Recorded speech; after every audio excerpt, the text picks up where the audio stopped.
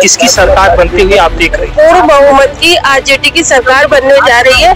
तेजस्वी यादव मुख्यमंत्री पद की शपथ लेंगे। आज मैं आपको ये बता दूं, किस उम्मीद के साथ युवा समर्थन करे, ऐसा क्या तेजस्वी ने किया है? तो उन्होंने कितनी नौकरियां दी। दिखाते हैं कि जंगल राज था लालू जी के, लेकिन एक पीढ़ी जब बदल जाती है तो बदलाव आता है। वो आपको 14 तारीख को पता चल जाएगा कि पूरा क्लीन स्वीप हो जाएगा। जो भी शोर मचा रहे हैं, इतनी सारी पार्टियां खड़ी हो गई है, सब धरे के धरे रह जाएंगे। हमारे साथ महिला कार्यकर्त्री हैं।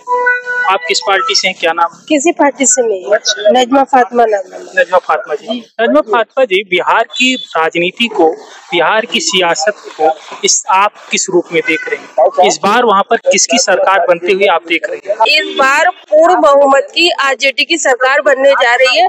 तेजस्वी यादव मुख्यमंत्री पद की शपथ लेंगे। आज मैं आपको ये बता दूं, जो वो मजदूर भेजे गए हैं ना गुजरात से, भर भर के आए, आपने तो देखा ना, वो सत्ता परिवर्तन देश को की दिशा और दशा दोनों बताने के लिए आए हैं। तेजस्वी को किस उम्मीद के साथ युवा समर्थन करे, ऐसा क्या तेजस्वी ने किया है? अभी जब वो पहले बने थे उन्होंने कितनी नौकरियां दी, लेकिन ये दिखाते हैं कि जंगल राज था लालू जी के, लेकिन एक पीढ़ी जब बदल जाती है तो बदलाव आता है। वो जब उप मुख्यमंत्री बने, उन्होंने उसका छोटा सा एग्जाम्पल दिया, सबको मतलब नौकरी देने की कोशिश करी, अच्छा करने की कोशिश करी, तो पब्लिक ने उनको हाथों से लिया है और सम्मान से लिया है। जो आपको 14 तारीख को पता चल जाएगा कि पूरा क्लीन स्वीप हो जाएगा। जो भी शोर मचा रहे हैं, इतनी सारी पार्टियां खड़ी हो गई है, सब धरे के धरे रह जाएंगे। भारतीय जनता पार्टी का सपना। योगी आदित्यनाथ की बिहार के चुनाव में एंट्री हो गई है और खुलकर धुआंधार रैली कर रहे हैं। तमाम हिंदू के एजेंडों पर उन्होंने प्रचार किया। इसे कैसे देखते हैं? इससे नहीं लगता आपको बदलाव आएगा? नहीं, इससे कोई बदलाव नहीं आएगा, क्योंकि यूपी और बिहार का जो डेमोग्राफी है वो बिल्कुल अलग है। वहाँ का वोटर अलग तरीके से सोचता है, यहाँ का वोटर अलग तरीके से सोचता है। वहाँ उनको खाने कमाने के लिए दूर दूर जाना पड़ता है और छोटी सी चीज के लिए भी स्ट्रगल करना पड़ता है, वो उस हिसाब से सोचते हैं। तो ये जो स्टार प्रचारक हमारे योगी जी गए हैं, ये अच्छा हुआ गए हैं, क्योंकि ये ही खत्म करके आएंगे भारतीय जनता पार्टी को वहाँ पे। क्योंकि अब ये हिंदू मुस्लिम का जो एजेंडा और तमाम चीजों का चल रहा है, वो अब उल्टा गिर रहा है भारतीय जनता पार्टी के ऊपर। क्योंकि एक चीज जब लिमिट से ऊपर चली जाती है तो वो खत्म कर देती है। अब लोग तंग आ गए हैं। अब आपकी सेंटर में इतने समय से सरकार थी, आपके प्रदेश में इतने समय से सरकार थी, अब उपलब्धियों पे लड़िए। अब आपको क्या जरूरत पड़ी है कि धार्मिक उन्माद फैलाने की बातें करें या आप जाति की लड़ाई फैलाने की बातें करें? अब नहीं, अब आप अपने काम पे वोट मांगिए। अब समय नहीं है, तो पब्लिक समझ रही है कि सेंटर में भी तुम बैठे हो, स्टेट में भी तुम बैठे हो, फिर भी तुम अपने काम पांच नहीं गिना पा रहे हो। तो ये अच्छा है, योगी जी खत्म करने के लिए गए हैं इस बार।